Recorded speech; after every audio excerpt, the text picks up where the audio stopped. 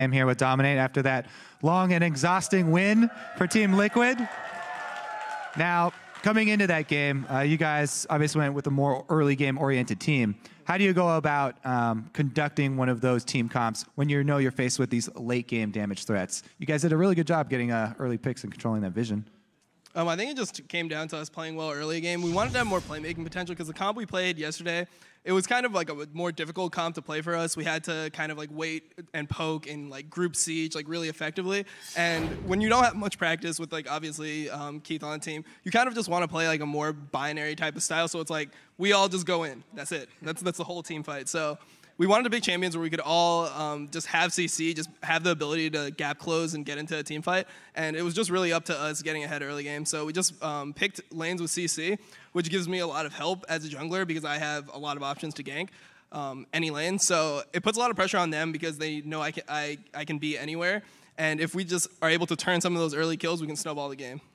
And speaking of Keith, after you guys have brought him back in, how has it changed the team dynamic at all? Have you guys already started seeing those effects? Yeah, like Keith is a really fun guy. It kind of lifts our spirits because everything's new to him, right? Like you have me on the team, Special, Quas is like super like stone cold, etc. So like when you have a bunch of veterans, it's nice to have like some like young life on the team, and everything's new to him. Like every LCS game is super exciting. He learns every match, and he keeps on getting better and better. So I'm actually really happy with how Keith played. I think he did a really good job today, bouncing back and just playing a solid game. 3 times 5 dragon buffs, 4 barons. He's pretty new to this situation as well. What goes through the team comms when you guys are on this earlier oriented team composition and you're facing this TSM that are continuously pentakilling you inside of their own base when you have baron buffs and the dragons? Well, really, we just wanted to make sure that Wild Turtle had a good fantasy line. That was like that was the main purpose of that. So he's on my fantasy team, obviously. So we were just like, no. But all jokes aside, we just needed to make sure that we kept our advantages. Like if we continue getting inhibs and they always have inhib pressure, they can't ever come out and fight like a baron or a dragon.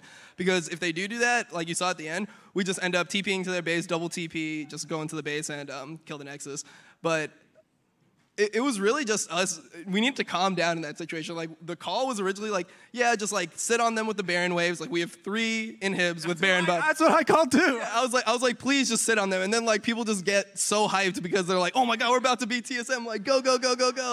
Instead it should just be like, no, just poke them. Just let the minion waves just like win the game for us. So we just need to be more relaxed. And I mean, obviously it was a little bit of a communication barrier coming in there because we wanted to poke if Phoenix wanted to go, but in the end, we were able to rally together and take down the Nexus. Well, that's got to be a good feeling for all of you guys. And you do have Gravity coming up next week, looking to get your vengeance on them. How do you think you're looking forward to that game? Yeah, I mean, we're just going to treat it like every other game, just try to be solid. I think if we prepare well and we just play a team comp that we're comfortable in, I think that things will be looking up for us in the future. All right, well, thank you. We're done here. I'm going to have to run back up to the caster desk because Jat's lazy or sick and didn't decide to come in today. We're going to send it back to the analyst desk now. Just kidding, I love you, Jat.